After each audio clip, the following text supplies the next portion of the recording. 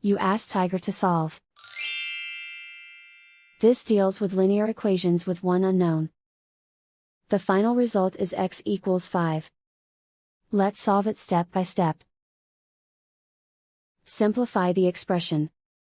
Expand the parentheses. Multiply the coefficients. Simplify the arithmetic. Group all constants on the right side of the equation. Subtract 24 from both sides. Simplify the arithmetic.